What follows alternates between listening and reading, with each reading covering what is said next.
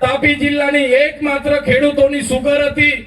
એમાં આપણા આદિવાસી ખેડૂતો થોડી ઘણી શેરડી પકવતા હતા અને એ સુગરમાં શેરડી નાખવા જાય એ સુગરના માલિકોએ, એ સુગરના પ્રમુખ મંત્રીઓએ, ડિરેક્ટરોએ, બધા ભાજપના માણસોએ બધા પૈસા ખાઈ ગયા। આજે ખેડૂતોને 1 રૂપિયો મળ્યો નથી અને એ સુગર ભાજપના પ્રદેશના એક નેતાએ બારોબાર ટેન્ડર પાડી દીધું અને મહારાષ્ટ્રના એક વ્યક્તિને એ સુગર વેચી દીધી છે।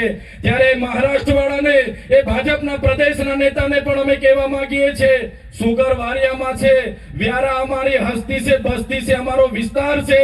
જે પણ મહારાષ્ટ્રથી આવશે કે તમારો માણસ આવશે, સુગરમાં ઘૂસવા નહીં દે। અમારા ખેડૂતોની સુગર છે, અમારા ખેડૂતોની સુગર છે। આજે વ્યારામાં માત્ર એક હોસ્પિટલ, કોઈ નિઝરથી બીમાર પડે, કુકરમુંડાથી બીમાર પડે, ઉચ્છલથી બીમાર પડે, સોનગઢથી બીમાર પડે, એકમાત્ર સિવિલ હોસ્પિટલ વ્યારામાં હતી। અને આ ભાજપની સરકારે એ સિવિલ હોસ્પિટલને પીપીપી મોડલના ધારાધોરણ મુજબ ખાનગી કંપનીને આપવાના એમઓયુ કરી નાખ્યા।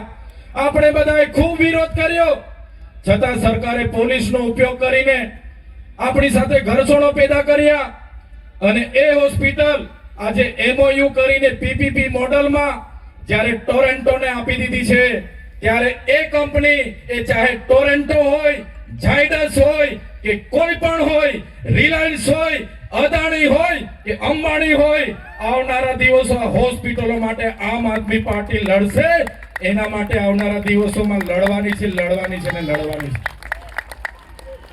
ત્યારે સાથીઓ, આ બધી વાત એટલા માટે તમને કરવી પડે કે આટલા બધા અન્યાય આપણી સાથે થતા હોય, અત્યાચાર આપણી સાથે થતા હોય, દેશના વિકાસમાં આપણે આટલું બધું યોગદાન આપ્યા છતાં આપણો વિકાસ નહીં થતો હોય, તો હવે આવનારા દિવસોમાં યુવાનોએ જાગી જવું પડશે, વડીલોએ આગળ આવવું પડશે, આમ આદમી પાર્ટીના બેનર નીચે આવવું પડશે, અમારા જેવા આગેવાનોના સમર્થનમાં આવવું પડશે, તમારે તાલુકા જિલ્લામાં લડવું પડશે, તમારે વિધાનસભામાં લડવું પડશે, રાજનીતિમાં આવવું પડશે અને આ ભાજપની સરકારને આપણે બધા સાથે મળીને ઉખાડીને ફેંકી દેવું પડશે। આઝાદીના 78 વર્ષ થઈ ગયા। અમૃત મહોત્સવ માટે કરોડો રૂપિયાનું બ્રાન્ડિંગ કરે, ગૌરવ યાત્રાઓ કાઢે, વિકાસ મહોત્સવો કાઢે, અહીંયા શાળાઓમાં શિક્ષકો નથી, શાળાઓના ઓરડાઓ નથી, દૂધ જ્યારે આપણી મહિલાઓ ભરે એના યોગ્ય ટેકાના ભાવ નથી મળતા, ખેડૂતોને કાચા માલના ભાવ નથી મળતા, ત્યારે આ ભાજપની સરકાર માત્ર ને માત્ર ગુજરાતમાં ભય અને ભ્રમ અને ભ્રષ્ટાચારથી રાજ કરે છે। મારા સાથીઓ, મારા યુવાનો, આ લોકોની રાજનીતિને બદલવા માટે તમારે આગળ આવવું પડશે। ત્યારે સાથીઓ, આગળ મનોજભાઈએ કીધું એટલે વધારે લાંબી વાત હું દોહરાવવા નથી માંગતો, પણ જ્યારે આ સરકાર સામે અમે મનરેગાના કૌભાંડ ઉજાગર કરીએ, નલ સે જલના કૌભાંડ ઉજાગર કરીએ, જમીન સંપાદન અટકાવીએ, જળ જંગલ જમીન આદિવાસીઓના અધિકારો બચેની વાત કરીએ, સંવિધાનિક અધિકારોની વાત કરીએ, સામાજિક અધિકારોની વાત કરીએ, ત્યારે આ ભાજપની સરકારને ગમતું નથી। અમને પણ 2 વખત જેલમાં નાખ્યા, દબાવવામાં આવ્યા, ડરાવવામાં આવ્યા। ત્યારે આ ભાજપની સરકારના નેતાઓને, એમની પોલીસને એવું હતું કે આ ચૈતર વસાવા ડરી જશે, પણ આ ચૈતર વસાવા ડરવા વાળા નથી, આ ચૈતર વસાવા લડવા વાળા છે।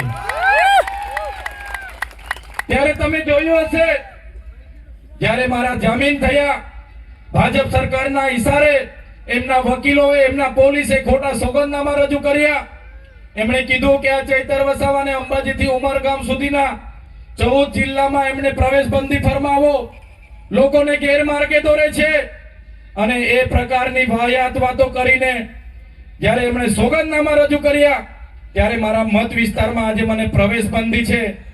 હું મારા ડેડિયાપાડામાં જઈ નથી શકતો। ડેડિયાપાડામાં મારું કાર્યાલય છે, મારું ગામ છે, મારો પરિવાર ત્યાં છે, મારું ઘર ત્યાં છે, પણ હું વિસ્તારમાં જઈ નથી શકતો। ત્યારે આ ભાજપના નેતાઓને, આ એમની પોલીસને અમે કહેવા માંગીએ છીએ, તમે મને ડેડિયાપાડામાંથી કાઢી નાખશો, તમે મારા નર્મદા જિલ્લામાંથી કાઢી નાખશો, પણ આ ચૈતર વસાવા લોકોના દિલમાં રહી છે, ત્યાંથી ક્યારે તમે મને કાઢી નથી શકતા। ત્યારે એમને હતું કે નરેન્દ્રભાઈ મોદીને 15મી તારીખે ડેડિયાપાડા લાવશું, દબાવીશું, ડરાવીશું, ધમકાવીશું, સામ દામ દંડ નીતિ અપનાવીશું, ભાજપમાં લાવીશું, ખેસ પહેરાવીશું.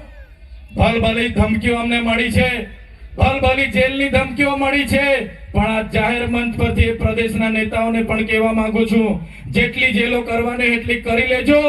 2027 માં આમ આદમી પાર્ટીની સરકાર આવશે, તમારી બધાની ફાઇલો પણ અમે બધા ખોલવાના છે.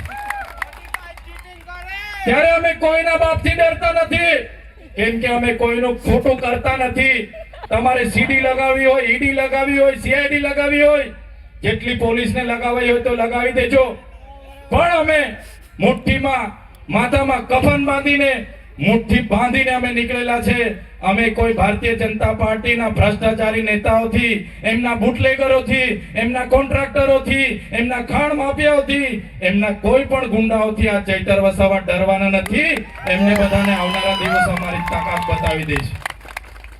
ત્યારે સાથીઓ, વધારે વાતો નથી કરતો. આવનારા દિવસોમાં તાલુકા અને જિલ્લા પંચાયતની ચૂંટણીઓ છે.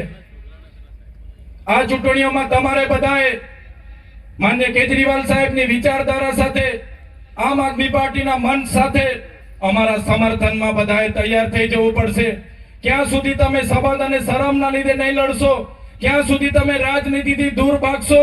ત્યારે બધા જ લોકોને હું વિનંતી કરું છું, બેરોજગાર યુવાનોને હું વિનંતી કરું છું, આવનારા દિવસોમાં આમ આદમી પાર્ટીમાં તમે જોડાઓ. આમ આદમી પાર્ટીમાં તાલુકા, જિલ્લા પંચાયત, આમ આદમી પાર્ટીમાં નગરપાલિકા લડો. આવનારા દિવસોમાં આમ આદમી પાર્ટીમાં વિધાનસભા લડો અને આ લોકોને સત્તામાંથી દૂર કરો. એ જ વિનંતી કરવા માટે આજે હું તમારી વચ્ચે પધાર્યો છું. અને મને પૂરેપૂરો વિશ્વાસ છે, મને ખાતરી છે કે આવનારા દિવસોમાં એ ચાહે વ્યારા જિલ્લા પંચાયત હોય કે તાપી જિલ્લાના આવતા તમામ તાલુકા પંચાયતો હોય કે નગરપાલિકા હોય, આમ આદમી પાર્ટી આવનારા દિવસોમાં ચોક્કસ સત્તામાં આવશે અને એ દિવસે ભાજપને દૂર આપણે કરી દઈશું. ત્યારે આ વિસ્તાર જે પણ ખેડૂતો છે એ મહેનતુ છે, સંઘર્ષશીલ છે, સ્વાભિમાની છે. ત્યારે મારા ખેડૂત ભાઈઓ, મારી માતાઓ, મારી બહેનો, મારા યુવાન મિત્રો, સૌને વધારે વાત નથી કરતો. સવારે 9 વાગ્યાથી પ્રોગ્રામો ચાલુ છે. લગભગ અમારો 14મો કાર્યક્રમ છે. આગળ 13 જગ્યાએ ભાષણો કરીને આવ્યો છું. ગળું પણ બેહી ગયું છે, બોલવામાં પણ તકલીફ છે. પણ તમે 2 વાગ્યાથી અત્યાર સુધી ખાધા પીધા વગર તમે અહીંયા બેઠા છો. તમે બધાએ આ તમારો ભાવ, આ તમારો પ્રેમ, આ તમારો સહકાર આમ આદમી પાર્ટી જોડે તમે આપ્યો છે. ત્યારે આમ આદમી પાર્ટી વતી હું બધાનો ખૂબ ખૂબ આભાર માનું છું. આવો તમારો સહકાર, આવો તમારો પ્રેમ, આવા તમારા આશીર્વાદ આવનારા દિવસોમાં પણ અમારી સાથે, આમ આદમી પાર્ટી સાથે બન્યા રહે. એ જ વિનંતી સાથે આપ સૌ અહીં પધાર્યા.